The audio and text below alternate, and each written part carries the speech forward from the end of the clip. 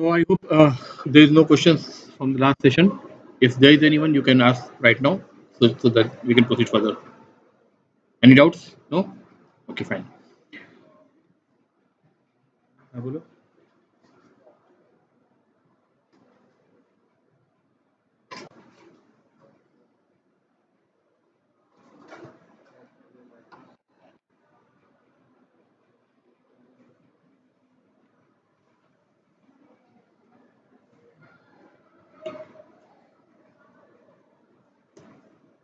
So this was the last course that we were discussing, right? So we had animal class, which was a parent class. Then lion was a child of the parent class, and then white lion is another child of lion class. So we can say white lion is a lion is an animal, right? So there is an inheritance relationship right from lion being the parent supermost parent class, animal from the supermost parent class to that to the child class which is lion and to the grandchild class which is white lion. Okay. We have also seen that we can refer any of the child classes object in the hierarchy from the supertype. Okay, from the supertype. For example, animal is the supertype, so we can say we have all these ways handy like animal a1 is equal to new animal. This is a perfect code. We are referring to the same object anyways.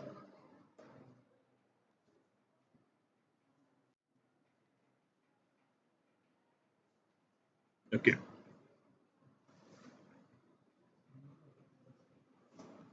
ठीक है. Or we can write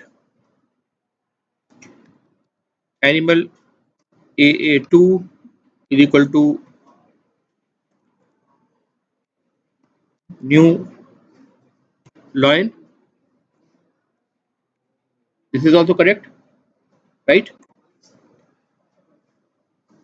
Or we can also write animal aa3 is equal to new white lion. ठीक है. Any doubt? Every time whether we are using the object of the same class that is used as a reference variable or the object of any of the child classes, we can always use the super type as the reference variable for the objects which are going to come into picture at the runtime. So the object will come into picture at the runtime, right? Now,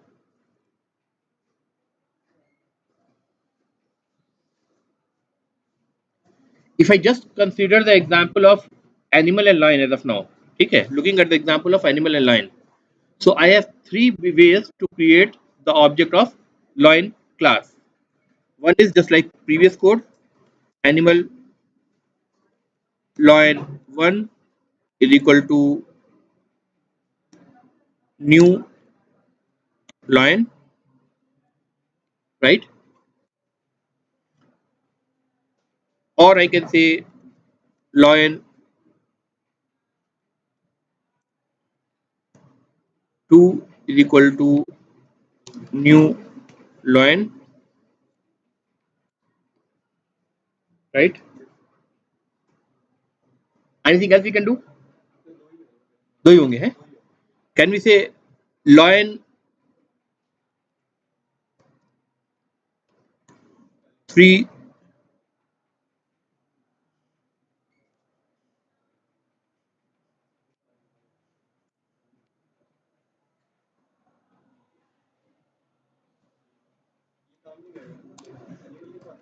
हाँ. Will this work? नहीं करेगा? Clear इन सब पे? So this will not work. This is wrong. Okay. Now tell me which of these two statements are better?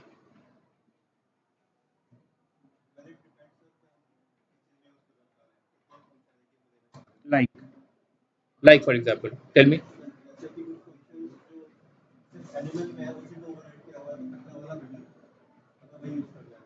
Okay.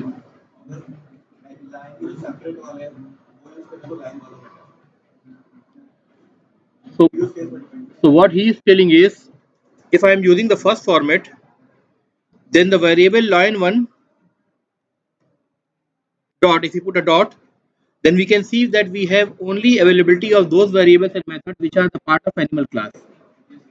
But those variables or methods which are the extension of the animal class and present in the line class, those are not available to access at the compile time, unless and until we go for a typecasting, as in this case in line number 19 that we have did in the last class. ठीक है, बात clear है? But if we want those extension also, then we should probably replace this line 1 from the line 2, which is actually both the reference variable and the object, both are of the line type. I think the spelling is, yeah.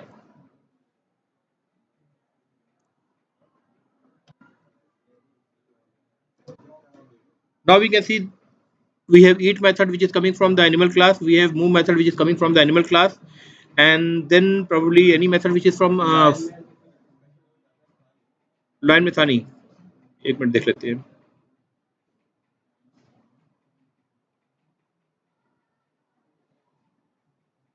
Okay, we have not defined method, so no extension is there. So if I declare a new method, okay, so that method will be, say for example, we declare, say, public void wave tail, right? So what should be the convention?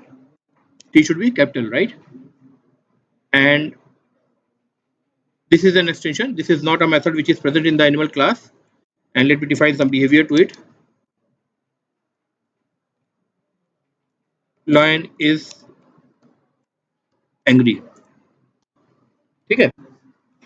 Now in this case, we can see that once we are done with it with this extension, then we can see that particular method wave tail is coming for the line2 reference variable, which is actually holding the line object.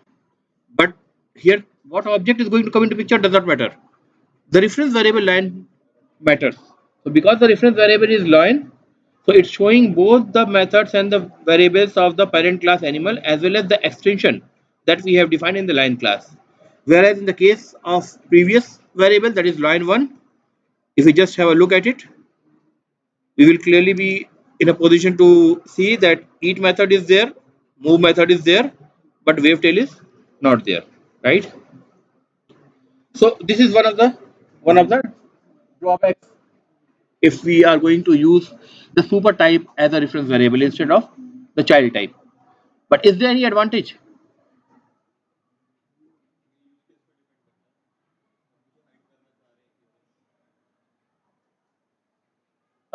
Any practical use case?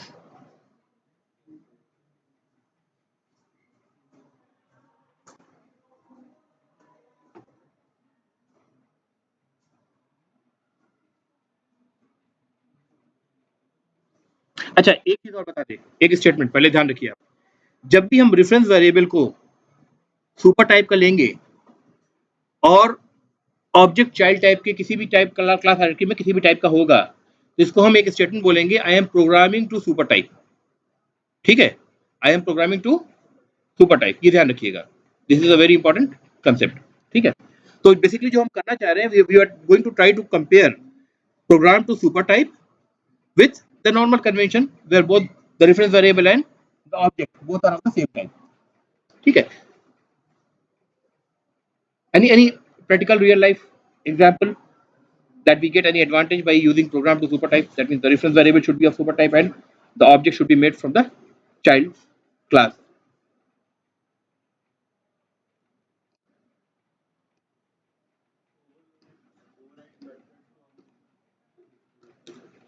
Even though if we have a overridden method, for example, if you have got the animal class which has got, say for example, eat method, and if I re-declare, that means redefine this method, not re-declare but redefine, which is called the overriding. So if I say public void eat method here, and let me give it a behavior, lion eating meat, Let's see.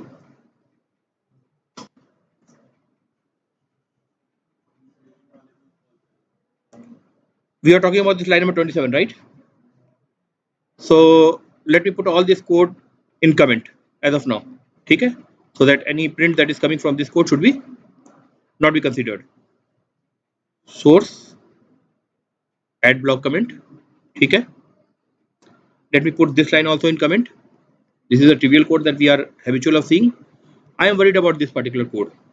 Now, if I say line dot eat method, line one, sorry, line one dot eat method, what is the output I am supposed to get?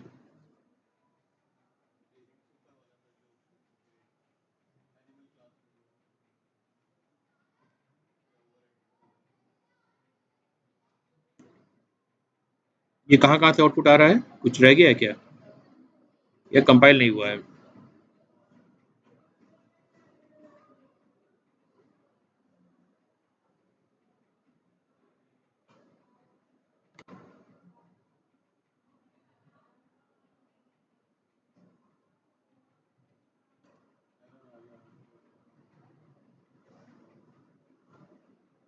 क्या error है? Library की error है क्या? फिर से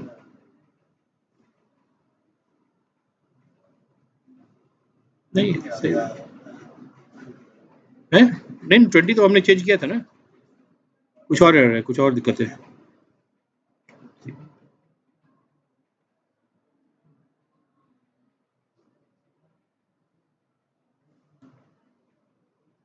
अच्छा इसमें आ रही है ना? इसकी वजह से प्रोजेक्ट बिल्ड नहीं हो रहा है। Let me just close this project.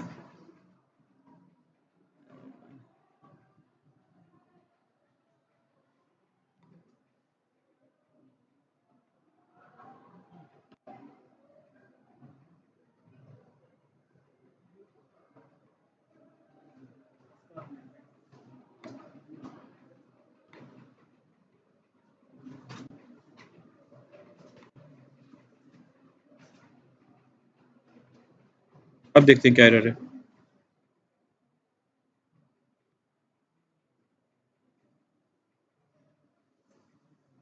Build path error.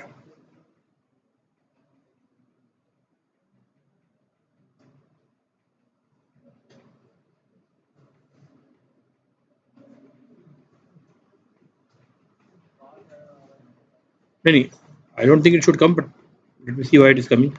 We just remove this library again and try to fix it again.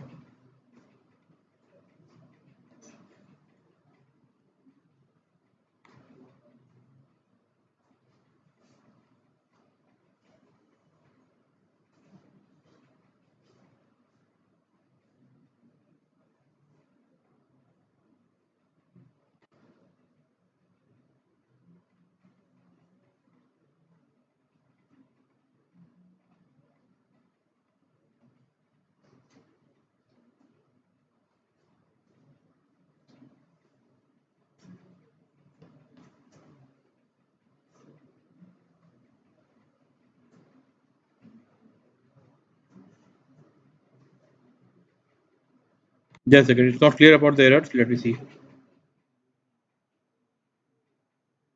Or rather, let me create a new project. Let's not waste the time. Create a project. Project.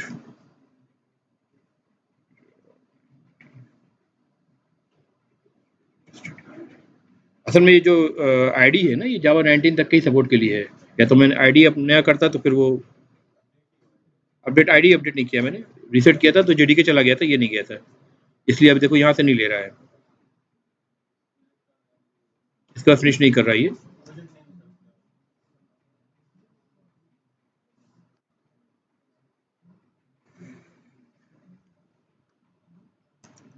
Test. Okay ठीक है।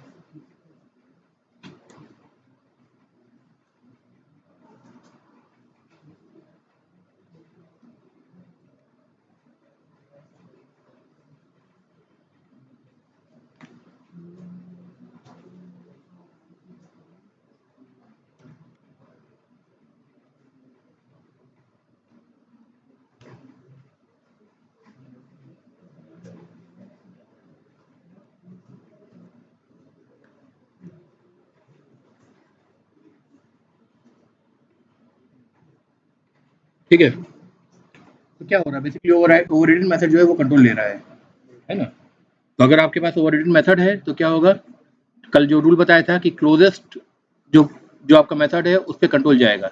ये सिर्फ इसी के लिए नहीं है, किसी भी चीज़ में जहाँ भी, जैसे आपका फॉर एग्जाम्पल कोई प्रोजेक्ट है, ठीक है, प्रोजेक्ट में कुछ कॉन्फ़िगरेशन आपके कॉन्फ़िगरेशन फाइल में दे रखती हैं, कुछ कोड के अंदर हार्ड कोडेड होती हैं, तो उस कंडीशन में आप हमेशा रिलेशनशिप जब रिजॉल्व करना हो कि कौन सी चीज़ प्रेसिडेंस लेगी, तो हमेशा आप देखें कौन सी चीज़ करीब है, ठीक है। अब हार्ड कोडेड जो है that is the closest thing, ठीक है। तो हार्ड कोड चीज़ है वो हमेशा प्रेफरेंस लेगी किस पर, प्रेसिडेंस लेगी किसी भी मतलब फाइल सिस्टम से जो चीज़ आ रही है, ठीक है।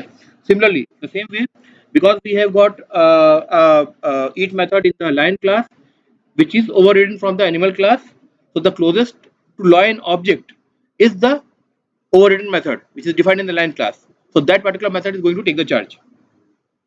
That's clear है? फिर से बता दूं एक बार, देखो एनिमल क्लास जो हमने बनाया था, इसे क्लोज कर दे। एनिमल क्लास के अंदर देखिए ईट मेथड है, मूव मेथड है, दो मेथड है, राइट। लॉइन क्लास जब बनाया तो इसमें एक ईट मेथड जो था इसकी सेम सिग्नेचर है जो एनिमल क्लास के ईट मेथड के अंदर थी, ठीक है, लेकिन इसका बिहेवियर डिफरेंट है, ये कुछ और मैसेज प्रिंट कर रहा है, ये प्रिंट कर रहा है लॉयन इज ईटिंग मीट। उस केस में क्या था, एनिमल के केस में क्या था, ये प्रिंट कर रहा था animal eating simply, a normal animal is eating, we are not specific about which animal, right? So if you see the whole signature public void eat without any argument, the same goes here, public void eat without any argument. So there is no change in the signature of the method. If there is a change in the signature of the method and the name remains same, then that is called as overloading. And when I say change in the signature of method, I am particularly talking about either the number of parameter differing or the type of parameters they differ. In that case, I call that as overloading, right? Here we are not doing the overloading. It's overriding. That means changing the behavior of the previous version which is being inherited from the parent class. ठीक है, behaviour कहाँ same है, statement अलग अलग है ना दोनों में, ठीक है। अगर उसमें हमने कुछ भी नहीं लिखा होता ना तो भी बिहेवियर उसको अलग ही माना जाता, ठीक है। तो कंट्रोल तो जाएगा नए वाले के पास ही आपका, क्योंकि रियल टाइम में जो आप ऑब्जेक्ट बना रहे हैं, जो ऑब्जेक्ट कंट्रोल लेगा ईट मेथड का, वो डायनेमिकली रिजॉल्व हो रहा है, दैट इज डायनेमिक बाइंडिंग, ठीक है। तो ये जो लॉयन ऑब्जेक्ट है ये रन टाइम पे पता चलेगा कि लॉयन ऑब्जेक्ट आपको मिल रहा है जो कि जिसको रिफर करना पड़ रहा है एनिमल क्लास के रेफरेंस वेरिएबल से। तो कंट्रोल जो जाएगा ईट मेथड पे वो लॉयन क्लास के ईट मेथड पे जाएगा, एनिमल क्लास के ईट मेथड पे नहीं जाएगा।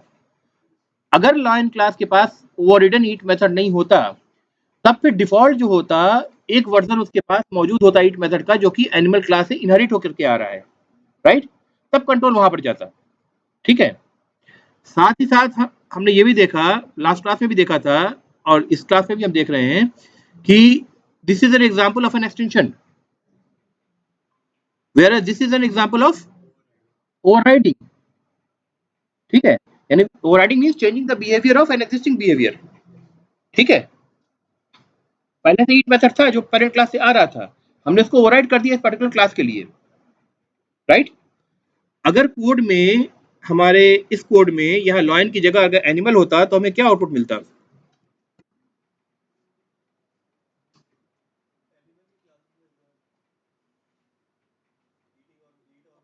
देखो ये हमने चेंज नहीं करा है, हमने सिर्फ ऑब्जेक्ट चेंज करा है, राइट। ऑब्जेक्ट कौन सा हो गया, एनिमल क्लास का, उसके पास भी ईट मेथड है, लॉयन के पास भी ईट मेथड था। जब लॉयन क्लास का ऑब्जेक्ट बन रहा था लॉयन क्लास का ईट मेथड चल रहा था, ठीक है। जब एनिमल क्लास का ऑब्जेक्ट बना है तो फिर एनिमल क्लास का ईट मेथड चलेगा, और जब लॉयन क्लास के पास अपना ईट मेथड नहीं होगा तो उसके पास फिर भी एक ईट मेथड होगा जो कि पेरेंट एनिमल क्लास से आ रहा है। उस कंडीशन में क्या होगा, यही आउटपुट मिलेगा जो आपको अभी मिल रहा था, राइट। तो कंट्रोल कहाँ जाएगा, एनिमल क्लास के ईट मेथड के पास। हाँ, क्योंकि मैंने लाइन से डिलीट कर दिया ना, अगर ये डिलीट नहीं किया होता तो उस कंडीशन में, अच्छा चेंज नहीं किया मैंने क्या, ओके फाइन, एक बार फिर से डिलीट कर देता हूँ मैं, अब देख लो।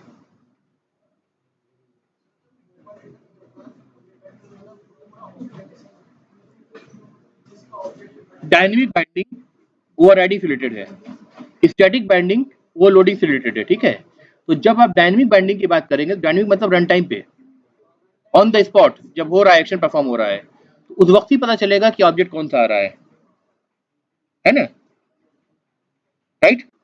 तो जब उस वक्त पता चलेगा कि ऑब्जेक्ट कौन सा आ रहा है, तो उस ऑब्जेक्ट के बिना पर ये डिसाइड लिया जाएगा कि किस मेथड के पास कॉल जाना है।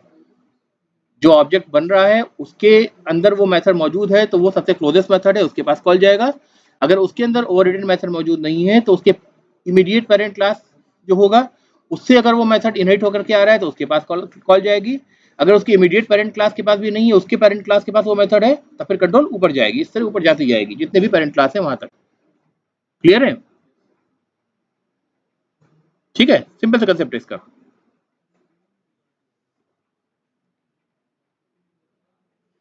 So this each method is basically overridden version of the existing each method which is being inherited from the parent class. And this wavetail method is an extension because there is no wavetail method in the animal class. This is a specific extension to the loin class. ठीक है? That is why we call as animal class as generalized class and loin class as extension as well as specialized class. ठीक है, ये सारे term ध्यान रखिएगा क्योंकि अक्सर इंटरव्यू में इन टर्म्स को यूज करते हैं और आपको कंफ्यूज नहीं होना चाहिए, आपको पता होना चाहिए कि जब कोई स्पेशलाइज कह रहा है इसका मतलब क्या कह रहा है, वो चाइल्ड क्लास की बात कर रहा है, जनरलाइज की बात कर रहा है तो पेरेंट क्लास की बात कर रहा है। ठीक है, फाइन। एक्सटेंशन की बात कर रहा है तो चाइल्ड क्लास की बात कर रहा है। ठीक है, कॉमन फंक्शनलिटी वो कहाँ भेजनी है, पेरेंट क्लास में भेजनी है, राइट। ओवरराइड कर रहा है तो इसका मतलब सिग्नेचर मेथड का जो पेरेंट क्लास में सेम रहेगा, सिग्नेचर में कोई चेंज नहीं होगा। ओवरलोड करेंगे तब क्या होगा, पैरामीटर के नंबर या तो चेंज होंगे या टाइप चेंज होंगे। ओवरलोडिंग जो है वो स्टैटिक बाइंडिंग है, ओवरराइडिंग जो है वो क्या है, डायनेमिक बाइंडिंग है। सारे पॉइंट्स आपको याद रखने हैं। एक बार कंसेप्ट बन गया तो ऐसा नहीं है कि आपको रटने की जरूरत है, सब चीज अपने आप बाइंड नेचुरल आएंगे आपको। ठीक है, बस फैमिली होना चाहिए सारे टर्म्स से आपको। तो यहाँ तक तो कंसेप्ट समझ में आ गई है, कोई डाउट नहीं है। अब वापस आते हैं अपने क्वेश्चन पे जो मैंने क्लास के शुरू होने पर पूछा कि जब हमने ये कोड लिखा था तो दो तरीके थे हमारे एनिमल और लाइन के बीच में रिलेशनशिप सेट करने के। एक तो ये था कि मैं कहता animal line 1 is equal to new animal, sorry new line, जैसा हमने किया था। ठीक है, और यह मैं कहता line 2 is equal to new line. दो तरीका था हमारे पास। ये तो जनरल सा तरीका है जिसमें सेम क्लास के रेफरेंस वेरिएबल को हम यूज कर रहे हैं और सेम क्लास का ऑब्जेक्ट रन टाइम पे बनेगा।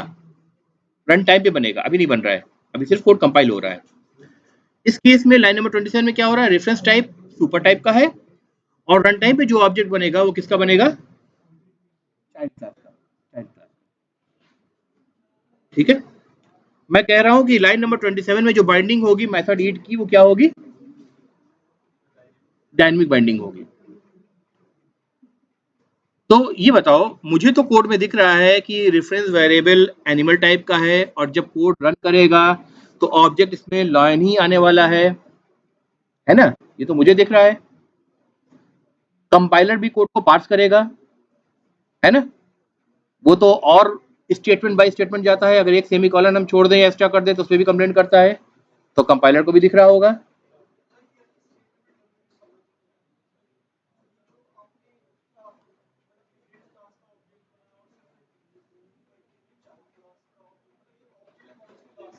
फिर से बताता हूँ, सुनो। इक्वल टू के लेफ्ट साइड जो है ना वो सिर्फ डिक्लेरेशन है, जैसे इंट एक्स करते हैं तो x is the declaration of type integer variable. ठीक है, x is the name of a variable. तो हम लेफ्ट साइड में जो कर रहे हैं वो line 1 is the name of the variable और उसका डिक्लेरेशन कर रहे हैं एनिमल टाइप का। तो रेफरेंस वेरिएबल का जो टाइप है वो एनिमल है।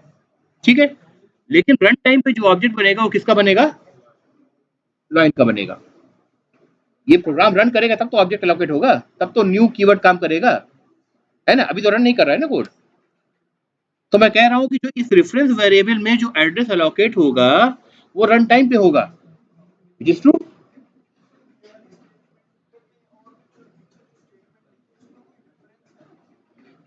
हाँ, पूरी लास्ट क्लास उसी पे डिस्कस किया था हमने।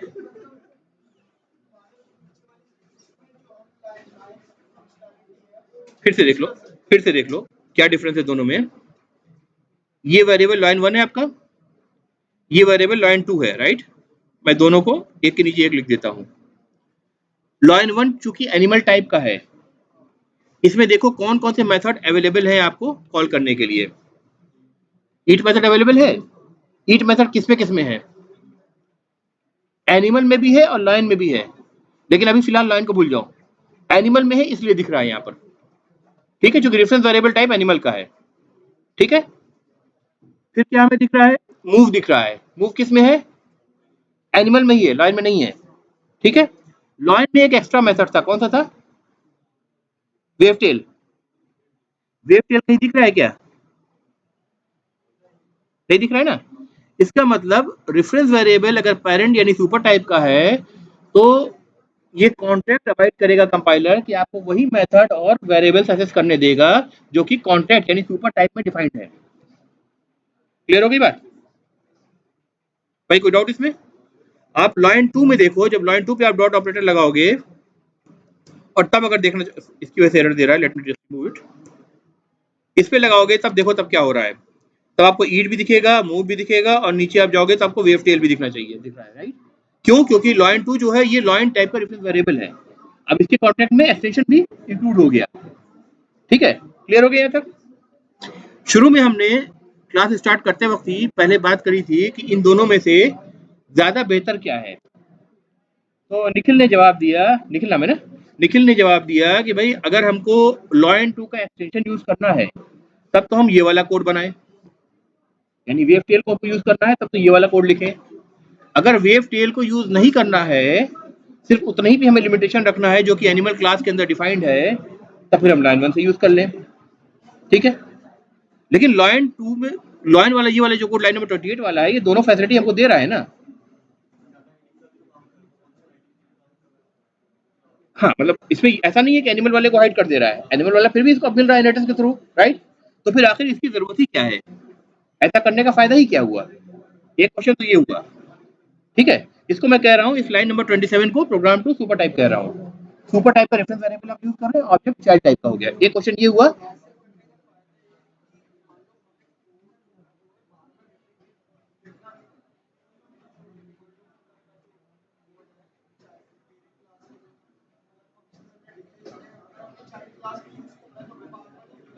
वो तो इससे भी होगा। वो तो लाइन नंबर 20, ये जो कह रहे हैं ये कह रहे हैं कि हमको इनहेरिटेंस के थ्रू कोड जो है मिल जा रहा है, राइट। हमें बिहेवियर और उसकी जो वेरिएबल्स है उनकी वैल्यूज मिल जा रही हैं, तो यहाँ भी मिलेगा। लाइन 2 में कहाँ नहीं मिल रहा है? लाइन 2 में तुम चलाओगे तो पेरेंट क्लास के बिहेवियर मिल रहे हैं।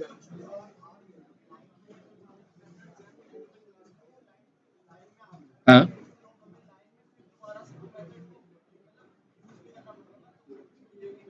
नहीं नहीं, तुम गलत समझ रहे हो। पहले तो तुम कंफ्यूज हो। देखो एनिमल क्लास हमने अलग लिखा, ठीक है। जब कहा लायन एक्सटेंड्स एनिमल, तो उसमें आ गया सब कुछ एनिमल क्लास से। उसमें हमने कुछ एक्सटेंशन भी डिफाइन कर दिया, कुछ ओवरराइड भी कर दिया मेथड को, ठीक है। तो ऐसा नहीं है कि पेरेंट क्लास की चीज आई नहीं है, पेरेंट क्लास चीज आ चुकी है इसमें। अब हम डिस्कस सिर्फ इस पे कर रहे हैं कि हमें यूज करने का तरीका कौन सा अडॉप्ट करना चाहिए। लाइन नंबर 27 को यूज करना चाहिए या लाइन नंबर 28 को यूज करना चाहिए? ठीक है, हमारा क्वेश्चन यहाँ पे आकर हुआ है। लाइन नंबर 28 को यूज करने का एक फायदा ये यूज हो रहा है कि जो एक्सटेंशन है हम उनको भी यूज कर सकते हैं along with what ever the behaviour which is defined in the parent class. लेकिन लाइन नंबर 27 में रिस्ट्रिक्शन हो जा रही है कि हम सिर्फ उन्हीं मेथड को कॉल कर पाएंगे या उन्हीं वेरिएबल को एक्सेस कर पाएंगे जो कि एनिमल क्लास के अंदर यानी पेरेंट सुपर टाइप में डिफाइंड है, क्योंकि यहाँ पे रेफरेंस वेरिएबल कॉन्ट्रैक्ट बन जा रहा है, ठीक है। कॉन्ट्रैक्ट को आप वॉलेट नहीं कर सकते, ठीक है, कंपाइल टाइम पे। एक बात क्लियर हुई? तो अब जब यहाँ पे हमें दोनों फैसिलिटी आपसे मिल ही रही है, तो इस कोड का फायदा क्या है? इसको हम प्रोग्राम टू सुपर टाइप कह के आपको एक तरह से सेल करने की कोशिश कर रहा हूँ मैं। जैसे आप बिल्डर के पास जाइए, बिल्डर बताता है ये फीचर्स हमारे मकान के हैं, ठीक है। मैं कह रहा हूँ दिस इज समथिंग स्पेशल, ठीक है, पहले से मैंने डिक्लेयर कर दिया। But what is that special? कुछ कुछ सोच सकते हैं? This is not related to Java programming, this is related to object oriented programming, चाहे आप किसी भी लैंग्वेज को सीख रहे हो। यहाँ पे तो मिल रहे हैं बेटा, लाइन का जब हम ऑब्जेक्ट बना रहे हैं, लाइन का रेफरेंस टाइप यूज कर रहे हैं।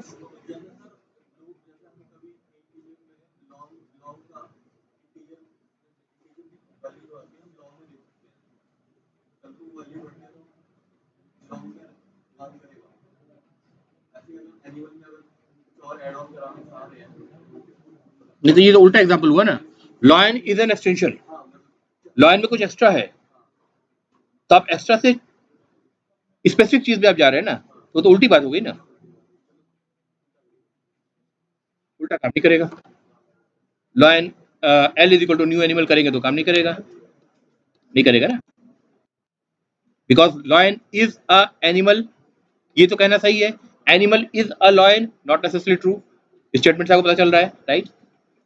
तो एक क्वेश्चन हमारा अभी पार्ट है जिसको अभी हम सॉल्व करेंगे, वो ये है कि इस लाइन का या इस तरह के कोड लिखने का फायदा क्या है, जिसको हम बार बार कह रहे हैं this is an example of primary example, rather I will say very primary example of program to super type. इसमें रेफरेंस वेरिएबल आप सुपर टाइप का यूज कर रहे हैं और आप क्लेम कर रहे हैं कि जो ऑब्जेक्ट जो रन टाइम में बनेगा वो चाइल्ड टाइप का बनेगा, but you are in fact restricting the accessibility of this reference variable or upon this reference variable you can say, ठीक है,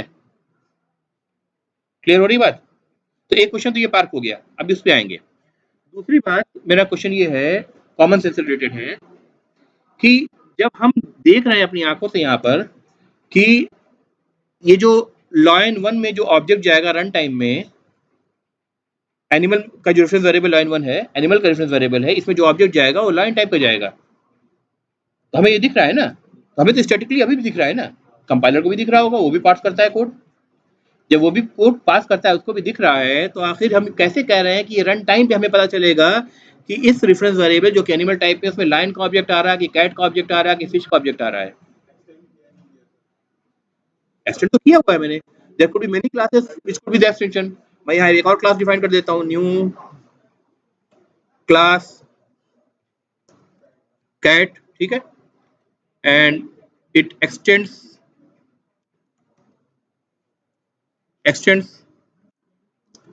लाइन, ठीक है, इसके अंदर भी ईट मेथड डिफाइन कर दे रहा हूं मैं,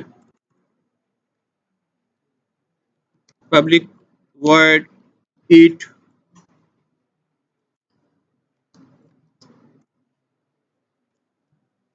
कैट ईटिंग कैट फूड, हो गया। तो अभी एनिमल के 2 चाइल्ड क्लास हो गए, लायन हो गया, कैट हो गया, जितने चाहते बना सकते हैं, ठीक है। अब मैं कह रहा हूं लाइन नंबर 27 में मेरा क्लेम है कि ये डायनेमिक बाइंडिंग है, जो ऑब्जेक्ट की बाइंडिंग होगी डायनेमिक होगी, डायनेमिक मतलब रन टाइम पे होगी, क्योंकि ऑब्जेक्ट बनेगा ही रन टाइम पे, इसलिए जो ईच मेथड पे जो कॉल जा रहा है, जो लाइन में डिफाइंड है, एनिमल में डिफाइंड है, वो डायनेमिकली रिजॉल्व होगा कि इस पे कॉल जाना है, ठीक है। And this is not static because we know that ultimately the JVM will know, the Java virtual machine which is going to run this code will know at the runtime that which type of objects you are binding to this line 1, which is actually declared of the type animal। तो ये बात कैसे सच बनाती है, जब मुझे दिख रहा है तो कंपाइलर को क्यों नहीं दिख रहा है, क्यों हम बार बार कह रहे हैं कि ये चीज डायनेमिकली होगी। अभी से कंपाइलर अटैच कर दी, जैसे आपने जब ओवरलोडिंग करी थी तो उसमें भी तो मल्टीपल मेथड थे विद द सेम नेम, तो सेम नेम का कंफ्यूजन हो रहा था ना, लेकिन कंपाइलर उनके नंबर ऑफ पैरामीटर या टाइप ऑफ पैरामीटर रिजॉल्व करके उसको जो डॉट क्लास फाइल बना रहा है तो उसी को रिजॉल्व कर लेता कि कॉल भेजना कहाँ पर है, 25 आपने पास किया तो 25 किस मेथड पे कॉल जाएगा, उसे रिजॉल्व कर लिया था, right. That is why it was called as static binding and that was faster. हमें कोड में यहाँ दिख रहा है ना भाई, तो ये अभी से रिजॉल्व कर ले, ये क्यों वेट करेगा रन टाइम तक का, जब उसे पता चले कि हाँ इसमें रियल और लाइन ऑब्जेक्ट इसको अलोकेट हो रहा है, या कुछ और भी हो सकता है, कुछ और की तो पॉसिबिलिटी नहीं दिख रही है। क्या कोई कंडीशन ऐसी बन सकती है जब कुछ और की पॉसिबिलिटी हो, या हम मिमिक कर सकते हैं एटलीस्ट इस बात को प्रूफ करने के लिए कि जो बाइंडिंग हो रही है रेफरेंस वेरिएबल के साथ ऑब्जेक्ट की, ये रन टाइम पे होगी, और डिपेंडिंग अपॉन रन टाइम पे होगी कौन सा ऑब्जेक्ट का ईच मेथड कॉल होगा वो रन टाइम पे पता चलेगा।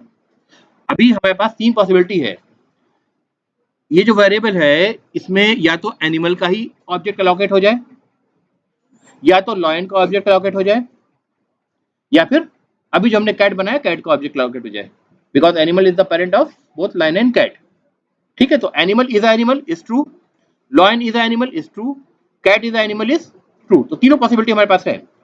हम कह रहे हैं कि रन टाइम में हमें पता चलेगा कि ये इनमें से कौन सी पॉसिबिलिटी ट्रू हो रही है, अभी हमें नहीं पता, कुछ बात समझ में तो नहीं आ रही, मगर कोड तो साफ दिख रहा है, कैसे प्रूव किया सकता है। कुछ मिमिक करके या कुछ तरीके से।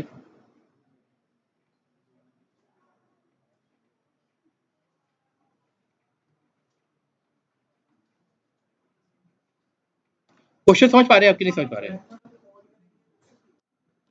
भाई मेथड हम ईट मेथड कॉल करने वाले हैं। लो, हम कह रहे हैं कि हम सिंपली इस लाइन को भी फिलहाल मैं डिलीट ही कर कमेंट कर दे रहा हूँ। लाइन 1 हमारे पास है डॉट ईट मेथड है, राइट।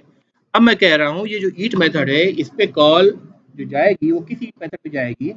वो लाइन वाले ईट मेथड पे जाएगी या कैट वाले ईट मेथड पे जाएगी या एनिमल वाले ईट मेथड पे जाएगी? वो ऑब्जेक्ट बनने के बाद उस मेथड उस क्लास में जाकर के देखेगा कि वो ईट मेथड है भी कि नहीं है।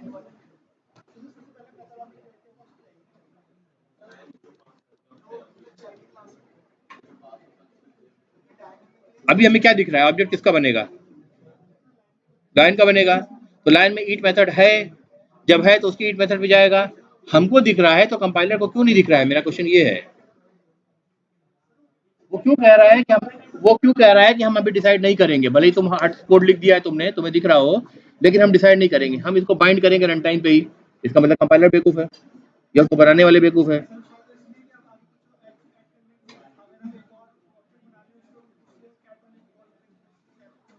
एक और क्लास बनाए। मैं सिर्फ इस वेरिएबल की बात कर रहा हूँ बेटा। इसकी बाइंडिंग भी तब तक नहीं होगी और किस मेथड पे कॉल जाना है रिजॉल्व तब तक नहीं होगा जब तक कोड रन नहीं करेगा। और वो डायनेमिक बाइंडिंग से ही होनी है जब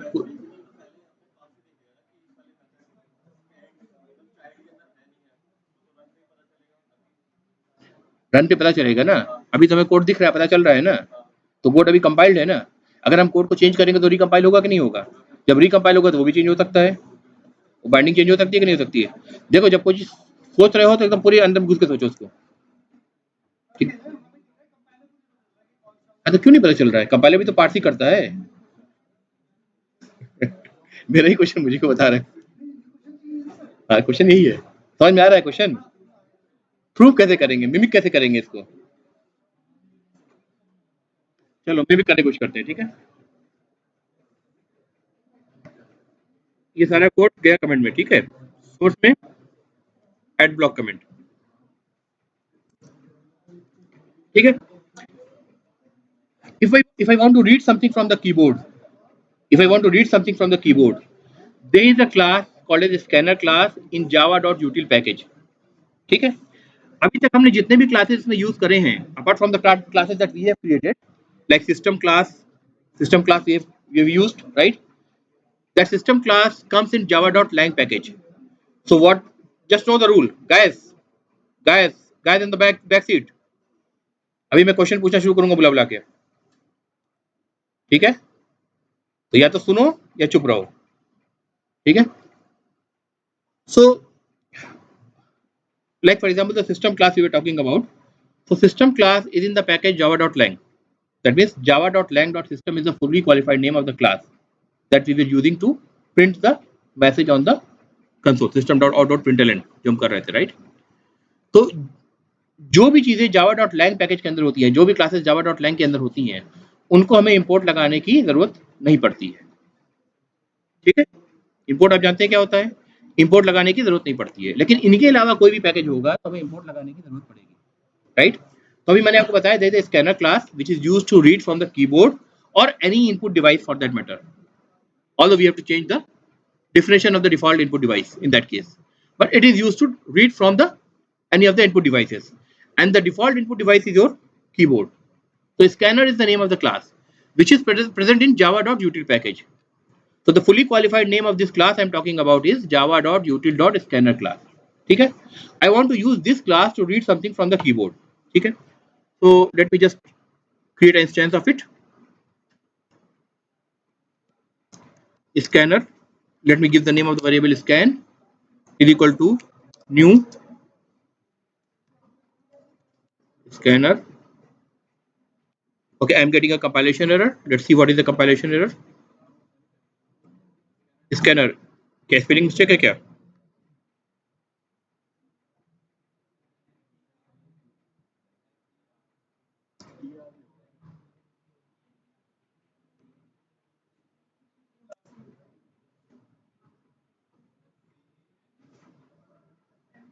रुक जाओ एक मिनट, ये पता चल जाएगा। स्पेलिंग बोल रहा हूँ मैं, क्या बोल रहा हूँ। डॉट, ये तो है, सही लिख रहा था भाई।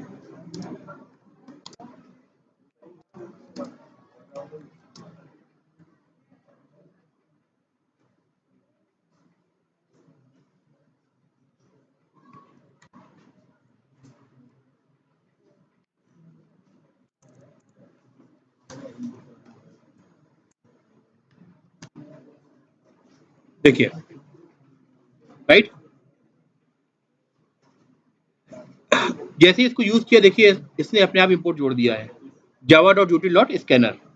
If you are using anything apart from java.lang package, you will have to import that particular class. ठीक है, तो यहाँ पे आपका इंपोर्ट हो गया है। या तो मैं इंपोर्ट करता या फुली क्वालिफाइड नेम यूज करता। फुली क्वालिफाइड नेम यूज करने के बजाय मतलब क्या होता, मैं सिर्फ स्कैनर नहीं कहता है बल्कि कहता java.util.scanner कहता मैं, राइट, ऐसा कहता fully qualified name. Either of the two you have to use. Either you use the fully qualified name or you use the package name. Import the package name.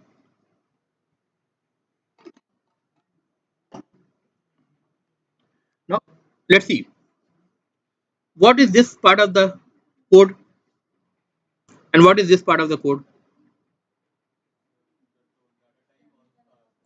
इधर रेफरेंस वेरिएबल डिक्लेयर हो रहा है, scan नाम का reference variable है, class scanner class है। The scanner class, as the name indicates, it's going to scan from some of the input devices. And I'm saying that we are trying to read from or scan from the keyboard as one of the input devices. So this is merely a variable declaration with a type, right?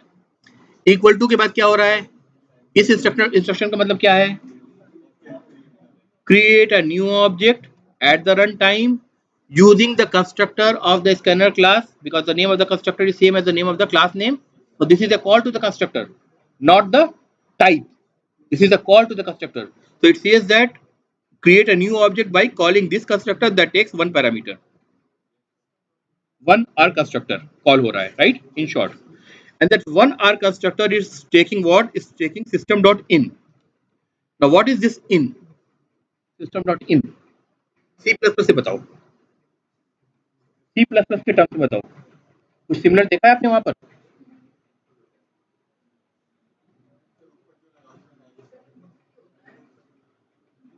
Scene होता है, right, scene होता है, right, scene.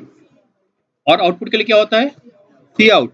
एक और भी कोई चीज होती है, कोई ध्यान आ रहा है, CERR, एरर के लिए, जो रेड में प्रिंट करता है, आउटपुट ही देता है लेकिन रेड में प्रिंट करता है, वो भी होता है सी प्लस प्लस पे, right. Similarly we have got system dot, C language नहीं है, सी हट गया, क्या बचा, इन बचा, आउट बचा और ERR बचा। ये देखिए इन ऊपर है, इनपुट स्ट्रीम, इनपुट स्ट्रीम का ऑब्जेक्ट है, ERR प्रिंट स्ट्रीम का ऑब्जेक्ट है, आउट भी प्रिंट स्ट्रीम का ऑब्जेक्ट है। बस फर्क ये है कि जो ERR में जब आउट के ऊपर प्रिंट एलन मेथड आप चलाएंगे तो that is a overridden method that is going to print on the red colour, ठीक है। और जब सिंपली आउट में करेंगे तो वो नॉर्मल ब्लैक कलर में प्रिंट करेगा।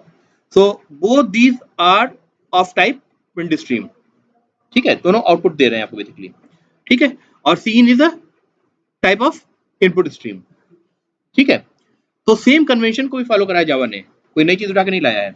जैसे सी आउट, सी इन, CERR आप यूज करते थे, वैसे आउट इन ERR यूज होता है, ठीक है। तो ये हम क्या बोल रहे हैं, सिस्टम का इनपुट स्ट्रीम का रेडीमेड जो ऑब्जेक्ट है, जिसको हम टेक्निकल टर्म में इम्प्लिसिट ऑब्जेक्ट भी कहते हैं। Implicit object because we have not created it, we are creating the object of scanner class, right, but we have not created the object of system.in, that input stream class that is already available within the system class. For us it's ready made, it's available to use, so we are using that implicit class object, ठीक है। सी out, सी इन, CRR जो आप सी plus में use करते थे वही बना बनाया होता था, आप कहीं उसको उसका ऑब्जेक्ट बना के यूज नहीं करते थे सी प्लस में, राइट, राइट, डायरेक्टली आप लिखते थे cout, double quote, double greater symbol डाला, प्रिंट कर दिया, राइट। तो वो क्या था, वो डबल ग्रेटर सिंबल था, वो क्या था, ओवरलोडेड था, ऑपरेटर ओवरलोडिंग वहां पे यूज हुई थी। जावा में आप ऑपरेटर ओवरलोडिंग यूज नहीं करेंगे, मतलब अवेलेबल नहीं दिया गया यूजर के लिए, राइट, आपको जरूरत भी नहीं पड़ेगी, ठीक है। आपको जरूरत भी नहीं पड़ेगी। आप जब यूज टू हो जाएंगे प्रोग्रामिंग की तो आप देखेंगे जो कुछ आप सी प्लस प्लस में ऑपरेटर ओवरलोडिंग को यूज करके करा करते थे, उन सबको बिना ऑपरेटर ओवरलोडिंग को यूज किए कर सकते हैं, because operator overloading is very confusing thing, it's not verbose. Code देख करके आदमी एक बार में नहीं कह सकता इस ऑपरेटर को ओवरलोड करके यूज किया गया है या इसका सिंपल मीनिंग है डबल शिफ्ट ऑपरेटर है, क्या है ये, नहीं कह सकते ना। So Java try to remove many of the drawbacks of its predecessors. ठीक है, इनमें से एक ये भी है कि इसको इसने वर्बोज बनाया, कीवर्ड एक्सटेंड यूज करा, क्यों नहीं कॉलन यूज करा? Extent has a concept. It means that yeah, the subtype may have the opportunity to add something more to it. ठीक है, तो उसने वर्बूज बनाया उसको, राइट, कीवर्ड यूज करा प्रॉपर्ली। अब कोई कहे कि भाई सी प्लस प्लस एक कॉलन लगा के हमारा काम चल जाता था, जावा में हम एक्सटेंड दिख रहे हैं, बड़ा कर रहे हैं, क्या फायदा है उसको? फायदा उधर है, ठीक है, कोड की रीडेबिलिटी में फायदा है उधर। ठीक है, उसने क्लियर बना दिया इसको। ठीक है, जो लोग लैंग्वेजेस पर रिसर्च करते हैं they know this thing very clearly. ठीक है, तो अभी हम क्या कर रहे हैं, हम एक स्कैनर क्लास का ऑब्जेक्ट बना रहे हैं और इसको हम बता रहे हैं कि तुम्हें जो रीड करना है वो इनपुट स्ट्रीम के एक ऑब्जेक्ट से रीड करना है। इनपुट स्ट्रीम क्या होता है? जो इनपुट में हम कीवर्ड से इनपुट कर रहे हैं स्ट्रीम वो रीड करना है, और वो ऑब्जेक्ट मैं बना के नहीं दूंगा, वो खुद ब खुद सिस्टम में बना हुआ है। डॉट इन से मैं उसको रिफर कर रहा हूँ, डिफॉल्ट। तो that default input stream object is your keyboard. ठीक है, तो in short I have just created an object to read from the keyboard. ठीक है, now I want to read something, scan dot. अब इसमें देखिए आपको मेथड मिलेंगे,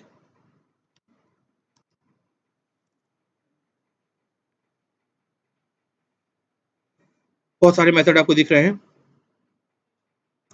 नेक्स्ट दिख रहा है, राइट, फिर आप देखिए नेक्स्ट बिग डेसिमल दिख रहा है, नेक्स्ट बिग इंटीजर दिख रहा है, नेक्स्ट बाइट दिख रही है, नेक्स्ट बुलियन दिख रहा है, नेक्स्ट डबल दिखेगा, नेक्स्ट फ्लोट दिखेगा, नेक्स्ट इंट दिखेगा। तो it looks like for every data type, every primitive data type which is defined, we have got a specific separate method for it to read। ठीक है, तो ये method जो next के साथ आ रहा है ये रीड करने के लिए है।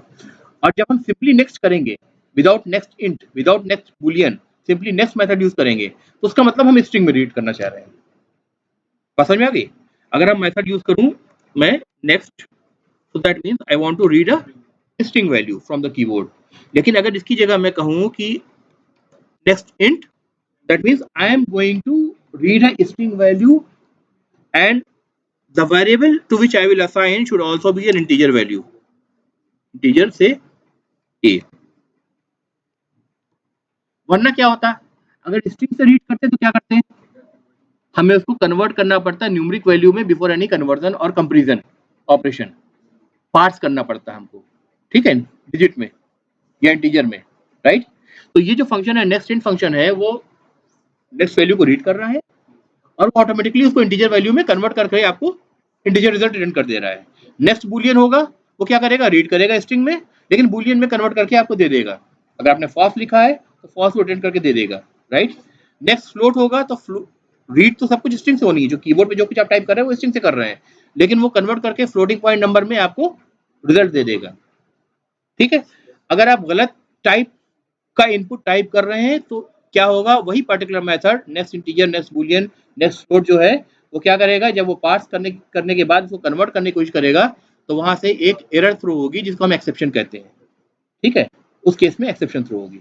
तो गलत आपको नहीं देना है, सही देना है फिलहाल के लिए, एक्सेप्शन हम आगे देखेंगे। ठीक है, तो अभी मेरा क्या इंटेंशन हुआ कि हम एक वैल्यू को रीड करके हम इसमें डाल रहे हैं, right. So let's say instead of, I've just shown all those methods for scanning different kinds of data types, but let's say we are interested in reading the string only, no problem in that। ठीक है, तो now it should be string, it should be string, the variable should be string।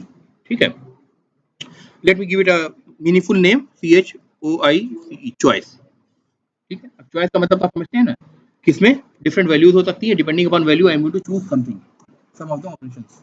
ठीक है, बात समझ में आ रही है? तो इसीलिए वेरिएबल्स का नाम भी सेंसिबल देना जरूरी होता है। Now if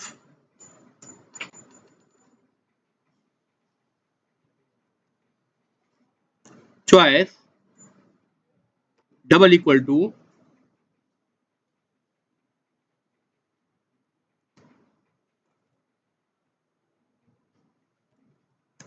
लॉइन,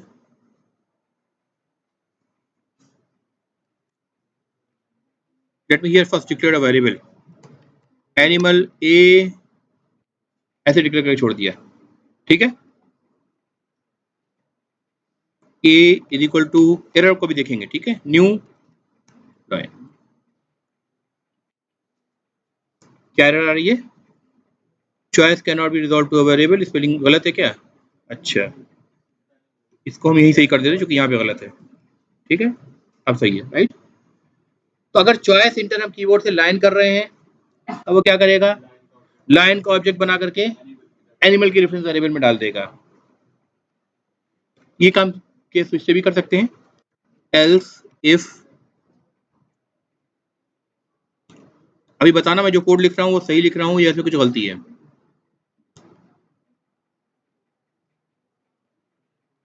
कैट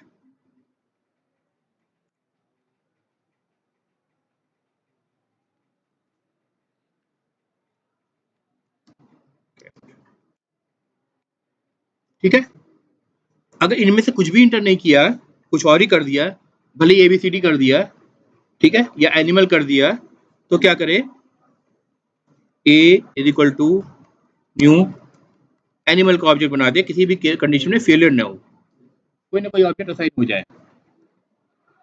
अब कोड सही लिखा है कि नहीं लिखा है इसको अभी बाद में डिस्कस करेंगे, लेकिन इस कोड को देखने से एक बात समझ में आ रही है कि ये रन टाइम पे ही डिसाइड होने वाला है कि जो रेफरेंस वेरिएबल ए है which is of the type animal is going to get a lion object at the runtime or a cat object at the runtime or an animal object at the runtime depending upon our input at the runtime, ठीक है। And then whose each method is going to be called, if I write something like this, a dot each, then whose each method is going to be called, it depends upon the overridden method which will be binded at the runtime to the reference variable a, which is of the type animal, and that object could be of the lion, of the animal, or of the cat type, or any of the future classes that we might define which may extend animal। समझ में आ रहा है ना कि वहां पे तो compiler को उससे हम शिकायत कर रहे थे, लेकिन कंपाइलर को पता है ये सिचुएशन भी आ सकती है।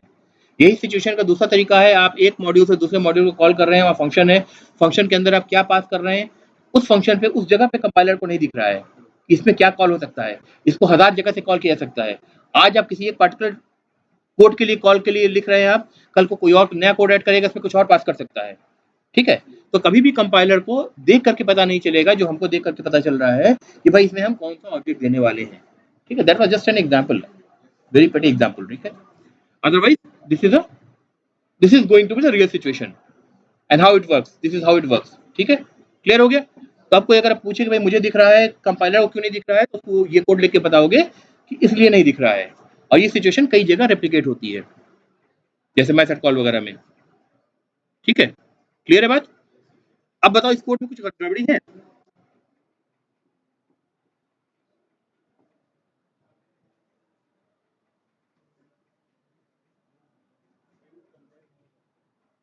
स्ट्रिंग ऐसे कंपेयर नहीं हो सकती, क्यों?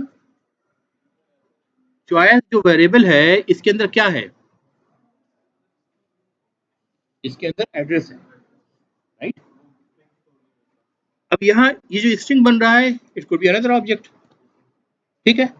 So when we have got a reference variable which is referring to an object, it is not storing the actual value which is contained in the object, rather it's containing just the address of the object, ठीक है। तो अगर हम कोई दो reference variable को आपस में कंपेयर करेंगे तो it's actually we are comparing the two addresses, and those both addresses even though their object might have the same wrapped value inside it, but the addresses could be different, क्योंकि वो real time में दो अलग अलग object है जिसके अंदर same value है, ये पॉसिबिलिटी है।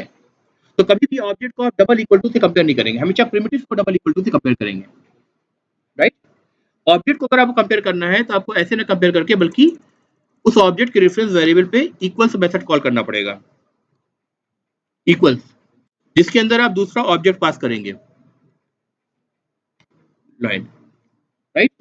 Now the value of the wrapped value of the object will be compared, ठीक है। अब इक्वल्स कैसे काम करता है ये एक अनदर एग्जांपल है, ठीक है, वो अगर मौका रहा तो कभी आगे डिस्कस करेंगे, ठीक है।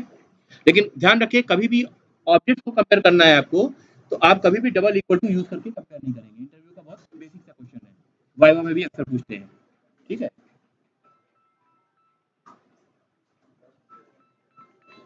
Just a second. अच्छा भाई जी, मैं अभी ऑफिस में हूँ, मैं इंशाल्लाह 6 बजे तक ऑफिस लेता हूँ।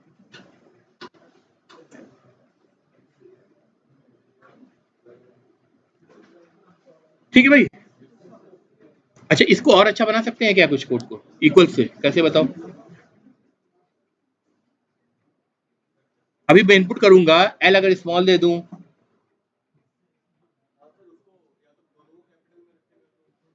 तो वो एक फाउंडेशन हो जाएगी, एक असम्पशन हो गया ना कि हम इंटर भी करेंगे एल कैपिटल से करेंगे और आई ओ एन को स्मॉल में करेंगे, एक फाउंडेशन हो गई। हम चाहते हैं थोड़ी सी आसानी दे दें यूजर को।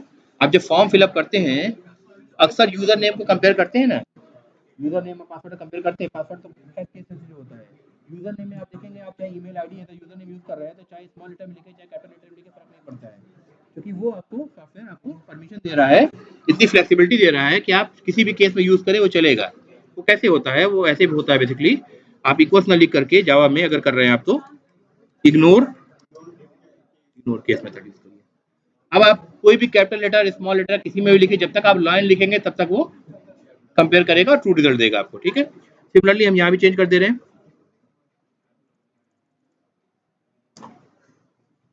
डॉट इक्वल्स इग्नोर केस, यहाँ पे क्या डालें कैट, ठीक है। कैट में हमने ईट मेथड डिफाइन करा था राइट राइट। नाउ अब इसको रन करके देख लें इसको।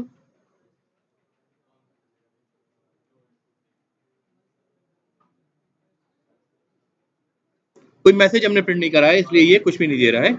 एक बार मैसेज प्रिंट कर देते हैं हम। चल तो रहा है लेकिन कंफ्यूज होंगे लोग ना। Let me just say system, जैसे आप पहले सी में प्रिंट एफ करते थे या सी आउट करते थे, पहले स्कैन करने से पहले सी इन करने से पहले मैसेज प्रिंट करते थे ना, वैसे ही system dot printer enter your choice, ठीक है।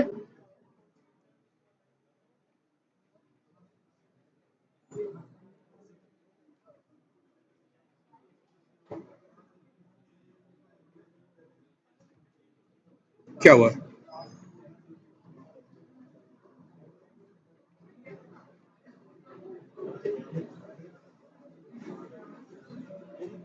अच्छा गलती करी मैंने ना। क्या गलती करी भाई?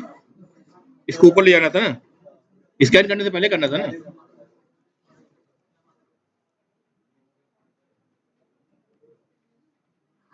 इंटर योर चॉइस, अगर मैं कहता हूँ cat cat for example, object किसका बनेगा? कैट का बनेगा। ईच मेथड बाइंड होगा कौन सा? कैट वाला। आउटपुट क्या आएगा? कैट ईटिंग कैट फूड, ठीक है। अगर हम कुछ भी एक्स वाई जेड दे दें, अगर अगर लाइन दे दी for example L I O N पूरा कैपिटल में, क्या आएगा? Lion eating meat. अगर हम फिर से अगर एनिमल दे या एक्स वाई जेड कुछ भी दे, हर केस में एनिमल ईटिंग आ जाएगा। तो this is a demonstration to dynamic binding also. अगर कोई आपसे कहे डायनेमिक बाइंडिंग का कोड लिख करके दिखाओ तो आप ये कोड लिख करके दिखा सकते हैं, ठीक है।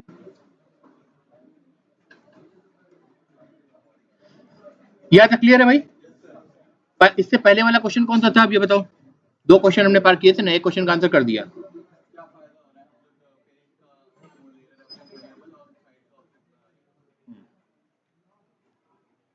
तो कुछ फायदा समझ में आ रहा है ये वाला कोड, राइट?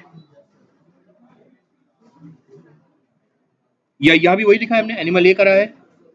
या आप लाइन नंबर 21.9 को देखें, सेम सेम कोड है एक्चुअली, सेम ही है, ठीक है।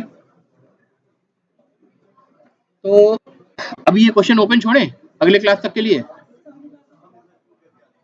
कोई अगर सही से मुझे एक्सप्लेन करके बता पाएगा तो उसको ग्रेस मार्क्स मिलेंगे। आप अपने दोस्तों से पूछना, ठीक है। हाँ वीडियो देख लेना, वीडियो देख लेना वो चलेगा, ठीक है। दो क्वेश्चन पूछे थे हमने शुरू में, एक क्वेश्चन आंसर कर दिए हैं, एक क्वेश्चन अभी ओपन है। जो उस क्वेश्चन को नेक्स्ट क्लास में आते ही आंसर करेगा, ठीक है, उसको ग्रेस पॉइंट कहीं ना कहीं मिलेंगे। वो मैं कहाँ एडजस्ट करूंगा मैं देख लूंगा, इंटरनल में कहीं ना कहीं मिलेंगे। ठीक है, क्वेश्चन जो सुन रहे थे उनको पता है बेटा।